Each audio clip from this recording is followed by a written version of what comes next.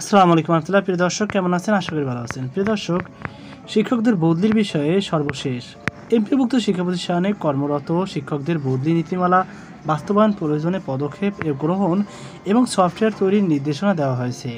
মাধ্যমিক ও উচ্চ শিক্ষা অধিদপ্তরের মহাপরিচালক অতিরিক্ত দায়িত্ব থাকা অধ্যাপক ABM রেজাউল করিম দৈনিক আমাদের বার্তার এক প্রশ্নের জবাবে এসব তথ্য জানিয়েছে।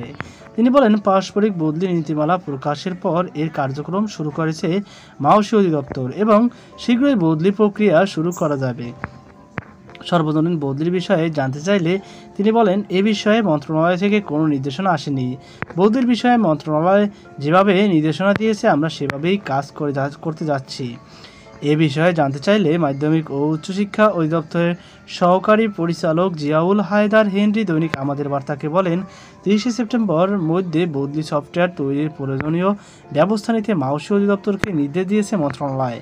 আমরা সেভাবেই কাজ করে যাচ্ছি।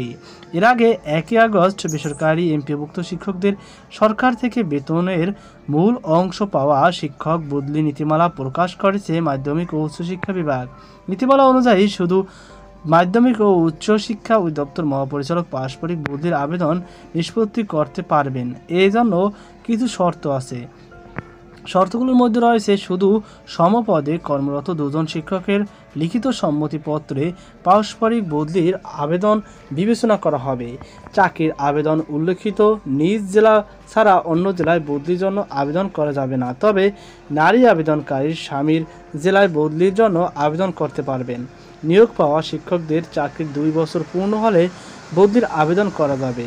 অসম্পূর্ণ বা ভুল তথ্য সংবলিত আবেদন বিবেচনাযোগ্য হবে না এবং চাকরি জীবনে কেবল একবারই বদলির সুযোগ পাবে। এছাড়া বদলির আবেদনের নিষ্পত্তি প্রক্রিয়ার মধ্যে রয়েছে, বদলির সমগ্র প্রক্রিয়া সফটওয়্যারের মাধ্যমে সম্পন্ন হবে। মাধ্যমিক ও উচ্চশিক্ষা অধিদপ্তর সফটওয়্যার তৈরি ও অনলাইন আবেদনের ফরম্যাট নির্ধারণ করবে। প্রতি বছর 16 অক্টোবর থেকে 15 ডিসেম্বরের মধ্যে অনলাইনে পারস্পরিক বদলির জন্য আবেদন নেওয়া হবে।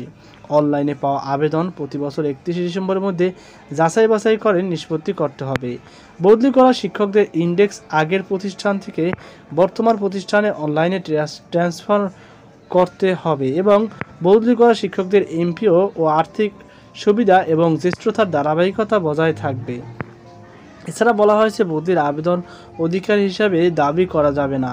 বদলি করা শিক্ষকরা কোনো ধরনের টিএডিএ ভাতা পাবে না।